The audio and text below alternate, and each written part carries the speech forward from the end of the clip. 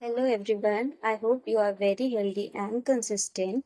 In today's video, we will begin with chapter 26, Doing versus Spewing. God will not have his work made manifest by cowards. Ralph Waldo Emerson, fearless writer, poet, highly skilled spewer and doer. I have a friend who had the word do tattooed on the inside of her upper arm in homage to the fact that all of our big aha moments are no brainers. Fear is a choice. I am lovable. Don't worry. Be happy. Every time she high fives or lifts her arm to see if she needs a shade, she gets reminded of how often the sublime lies waiting in the obvious. Countless of these truisms of which I speak, you have heard them or thought them a million times. But when they finally sink in and you get it, they suddenly become earth shattering news. An epiphany is a visceral understanding of something you already know. Once something moves from our brains to our bones, that's when we can use it to change our lives. The $1 million question is, will we? Oh, the years people spend talking the talk, rolling out the shirts, words, and curse, attending classes, trolling the seminar circuit, and burying themselves in all sorts of shelf helpery before they finally, if ever, do anything with it all. There's a statistic that says only 5% of people who sign up for something like a course or a seminar actually do anything with it. And this includes very, very, very high priced some things, not just the money management class at the community college down the road. This is because lots of people wish for change, really, really want it, are willing to invest the time and money into it, but are ultimately not willing to get uncomfortable enough to actually make anything happen, which means they don't want it as badly as they say they do. I tried is the poor man's I kicked butt. People who are successful are not only willing to get uncomfortable, but they know they have to make a habit of it if they want to stay successful. They keep moving through each new challenge instead of stagnating and settling. The muscle of kick assery is like any other muscle. You have to use it or lose it. If you have one big breakthrough and feel like I got this, I'm on it, and then sit back and wait for your long overdue stream of awesomeness to keep pouring in, you will lose your muscle mass and fall back to the marshmallow state that you were in before you started working out. Keep moving, keep growing, keep pushing through obstacles, keep evolving. You break through at one level, arrive at the next, and take another step up. Each time you grow, you get to learn something new, which basically means you have to get uncomfortable again. Because when you arrive at a level you have never been at before, you are faced with challenges you have never experienced before. It's the willingness to keep pushing through new challenges, not shrink from them back into your comfort zone, that separates the successful from the unsuccessful. Now level, new devil. All life is either moving forward and evolving or shrinking back and die. If you want to evolve in your own life, you have to push through the obstacles instead of running from them. Obstacles and challenges are the agents of growth. Nobody gets to be large and in charge without facing challenges and moving through them. Birth is messy, painful, scary, uncertain, and freaky. Birth is also a glorious miracle that leads to new life. If you want the new life you say you want, you have to do the work instead of just studying and discussing and wishing and wanting. I recently had a real wake up call in this department that I'll share with you in hopes that it will inspire you to do the work and keep the faith no matter what. At the moment, I don't live anywhere, or I guess you could say I live everywhere. I got rid of my place 2 years ago and have been exploring the world indefinitely ever since. I have always loved traveling, and since all I need to run my business is my computer, a strong internet connection, good cell phone reception, and a sandwich, I decided to put all my things into storage and go for it. I saw this as a chance to walk my talk of living life on your own terms, to be the priestess of high vibe, to quantum leap frog around the globe, to see in how many different languages I can learn how to say, would you mind watching my stuff while I go to the bathroom? My main focus at the moment is mastering surrender. I want to have unshakable faith in the not yet seen. I want to get so comfortable trusting the universe that it becomes second nature and I can just leap into the void with toes pointed and daisy petals in my way. Or, at least do it with more grace and ease, especially now that I'm trespassing around the world, loftily preaching about decisions this and let it go that. I too would very much like to do instead of spew. Surrender comes into play often, especially when it comes to figuring out where I'm off to next and where I'm going to stay once I get there. My modus operandi is to go with the flow and trust that the universe will guide me to the perfect place at the perfect time, which I'm quite pleased to report has yet to disappoint.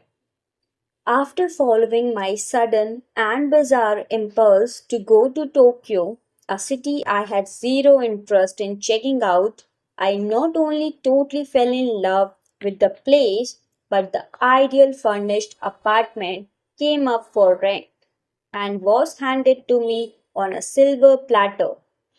When I decided I wanted to live there for a while, an invitation to stay in a gorgeous guest house in the Spanish countryside with great friends came in, unsolicited and out of the blue, when I was trying and failing to figure out where to go next.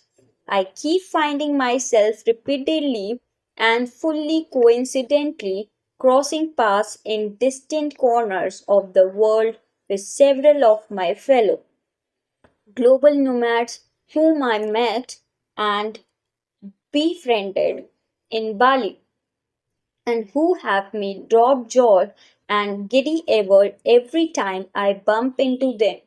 You are in a tiny, remote fishing village wearing nothing but a sarong and a frizzy hairdo in the middle of nowhere, Indonesia too. Yet, even though my cosmic travel agent has more than proven that she knows exactly what she's doing, I was still fairly nervous about this last free fall. because this time it wasn't all. Just send me anywhere that seems cool, where awesomeness things will happen to me. Okay, thanks. I needed to land in the perfect place to write this book. I only had a month left before it was due to the publisher, and I had quite a bit left of it to write. So I was a tad uptight about the where's and the what's and the hows. I was in Tokyo at the time, and my plan was to fly to LA to meet with a client, then road trip through the American West and wind up at some fabulous, fully furnished luxury rental home with a great view and lots of sunshine where I could concentrate and get lots of work done.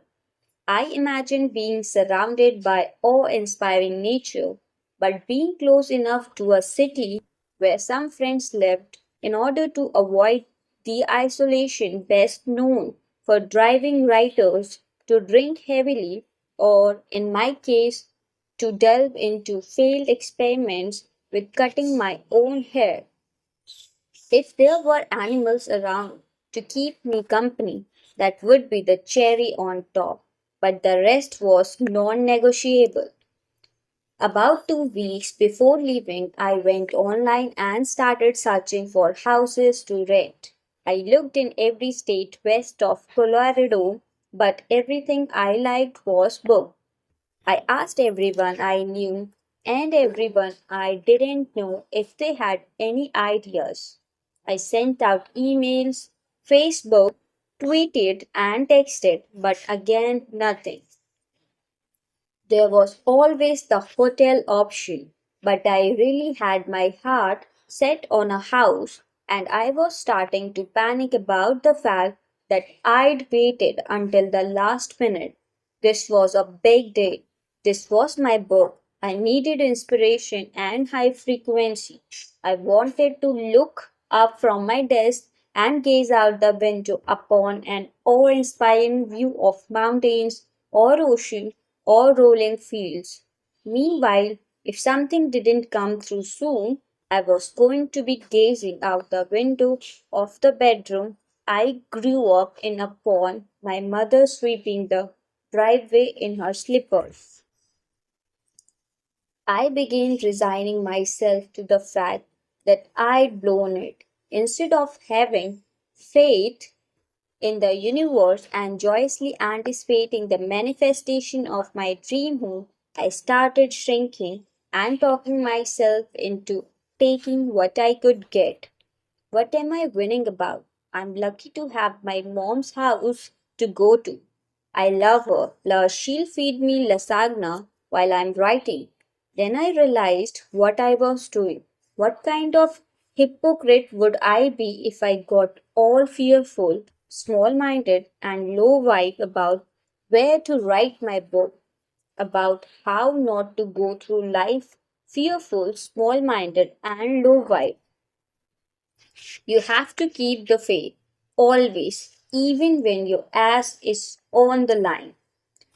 So, 48 hours before my flight left Tokyo for LA, I calmly sat back, focused on my ideal writing place, envisioned the wide open space it looked out upon, luxuriated in its plush couches and big open kitchen, soaked up the sun pouring in through its huge windows, felt it in my bones, believed it was real, did the whole wickety woo thing, and got all excited and grateful that it already existed and was on its way to me.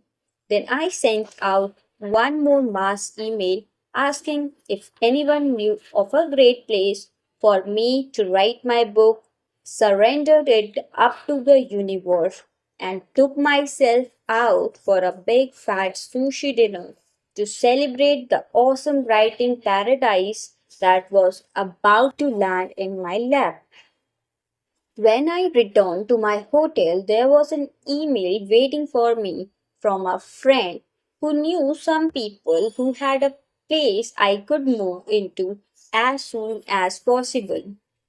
I am pleased to report that I am writing this in a big, luxurious, open, sunny, magnificent house with huge windows and spectacular views an hour outside of San Francisco, where five of my best friends from college lived.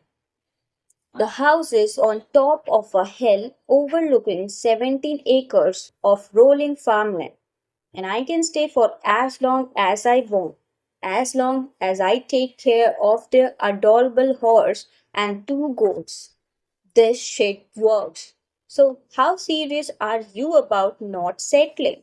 You can make a quantum leap in your life right now. You can change your entire reality on a dime if you want to badly enough, or massively increase your income level, or drop 10 pounds, or begin waking up excited to be who you are instead of merely putting up with your day until it's cocktail hour. Whatever level of upgrade you want, it's available to you right now. You just have to decide to make it happen, to be engaged with your life and let the universe work for you. Here are some ways to take what you have learned in this book and seal the deal. First, give your bad habits the have hope. Successful people have good habits, and successful people have illusory habits because our habits are all the things that we do automatically without thinking. They help to define who we are. If you are in the habit of getting up and working out every morning, you are in shape. If you are in the habit of never doing what you say you are going to do, you are unreliable. And if you are in the habit of getting massages 3 times a week, you are really psyched. Pay attention to the areas of your life that you are not so thrilled about. Figure out which bad habits help create them and trade those habits in for some good ones. Form the kind of habits that successful people have: good time management habits, good decision making habits, good thought habits, good health habits, good relationship habits, good work habits, etc. Think of what behaviors would make the biggest positive changes in your life. Maybe even the kinds of changes you can hardly imagine coming true, and set about turning them into habits. How do you form a habit? Decide to. Make it a part of your regular everyday activities. Make it as non negotiable and thoughtless as brushing your teeth or getting out of bed. Schedule it in. Work on uncovering your subconscious beliefs and rewriting your stories. And if it's something you have tried and tried to change on your own, get some help. Hire a coach, a mentor, a personal trainer. Tell a friend to spray paint. I am a lazy lard ass on the side of your house if you don't reach your goal of going to the gym 5 days a week. Whatever you have to do, start developing successful habits if you want to become a successful person. Second, read amongst the people. Your superhero power, that is, your connection to source energy, is available to you 24/7. Not only when you are sitting cross legged in your robe meditating. Once you get your brain used to shutting up and tuning into source energy, you can start doing it throughout your day. The whole point of everything you have learned in this book is to use it to improve your life, not to take a break, go off and read, and then head back out to live your life again and leave everything you have learned back there on the couch where you were reading. You want to carry all the stress relieving, life appreciating, joy delivering, mood lifting, source connecting, butt kicking benefits with you all day long. And the best way to do this is through your breath. When you are stuck in traffic, getting yelled at by your boss, feeling awkward at a party, strolling through the office, lying on the beach, trying to remember how to get to your sister's house, take a moment to breathe deeply, clear your mind, check in with your board, become present in the moment, and connect with source energy. The more of a habit you make this throughout your day, the more you will see profound positive changes in your life, both emotionally and physically, and the more graceful you will be able to deal with the next inconsiderate jerk who decide to yell into their cell phone while sitting next to you at a restaurant. Third, hang high. Hang out with people who are kicking ass and who will make you feel like a giant loser if you are not kicking ass too. I obviously can't stress this enough. Who you surround yourself with greatly affects how you see your world and how you set the bar for yourself. If you hang out with people who constantly whine about how tired, broke, and worried about the economy they are, you'll feel like a hero just for getting out of bed in the morning.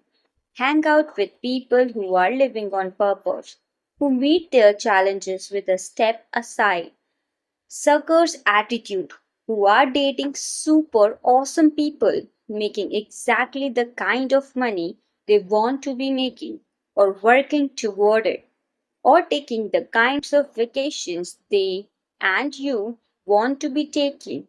And you'll not only see what's possible for you too, but you'll have more incentive to follow suit. Fourth, set honest goals. Don't decide you are going to run 10 miles a day when you still consider walking to the pizza parlor around the corner a day's worth of exercise. Start with running half a mile a day and add more as you get stronger. Discipline is a muscle.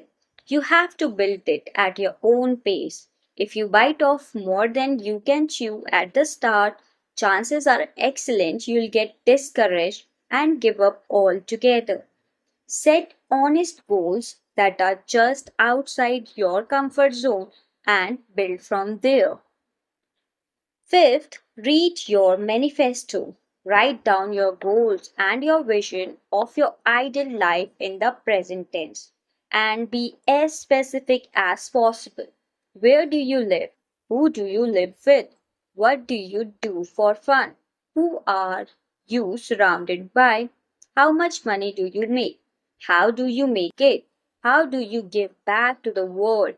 What are you wearing, etc. Make it so freaking awesome that you can't read it without weeping and wailing and putting it down to compose yourself every few sentences. Read it to yourself before you go to bed and when you wake up every single solitary day. I'm so not kidding over here. Become obsessed with it. Think about how you are changing your life and who you are becoming, and be in a state of giddy expectation about it as often as possible. The more you focus on who you are becoming and the more emotional you can get about it, the faster you will become it. Sixth, get out your credit card and pay for some help already. Getting some coaching or mentoring is perhaps the fastest and best thing you can do to make a massive change in the shortest amount of time. I'm not, and I'm kind of am just saying this because I'm a coach and have watched my clients do the impossible. I'm also saying it because I have been coached within an inch of my life and know how radically it's changed my world. Think about it. Professional athletes work with coaches their entire careers. They don't decide all of a sudden, alrighty, I just made 8 million bucks hitting a ball around this year. I think I'm pretty well set to do this on my own. They continue to get coaching so they can stay at their peak level and keep growing. What makes you think you can do it all by yourself? Especially if you have spent the majority of your life basically proving you can't. Seventh, get your body in on it. Your mind will follow where your body leads. If you are in a bad mood and remember to stand up nice and tall and straight, your mood will automatically lift. And when you are in shape and have tons of energy, you feel like you can take over the world. If you are serious about getting your act together, stop being a lazy cow. Get the blood flowing. Eat food that excites you and nourishes you. Get your breathing deeper. Use your mind, body, and soul together to make this thing happen for yourself. Advanced body option. Okay, so this is totally weird and won't go over well, but I'm going to give it to you anyway because it works. If you want to really get yourself rock solid and determined and pumped up, pound your chest and punch your fist in the air while you repeat your affirmations at the same time. Yell things like, I'm powerful, I'm confident, the universe has my back, and I'm going to kick ass, or whatever your deal is in the affirmations department. Get your body engaged and anchor in the words physically, and your affirmations will have far greater power.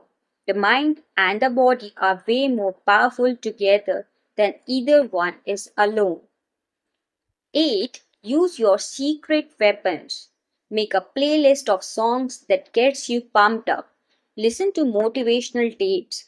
Surround yourself with pictures of people who think you are awesome. Wear clothes that make you feel sexy and smart. Dance, scream, pound your chest, go for a run while listening to the theme from Rocky. Figure out what makes you feel like you could carry a horse over your head and do it as often as possible. You are going for the gold here. You have to stay in the zone. Ninth, love yourself with a kung fu grip. So guys, we have completed 26th chapter of this book. In the next video, we will begin with chapters 27, Beam Me Up Scooty. So stay tuned for the next video and like, share, subscribe and comment any improvisation. Thank you.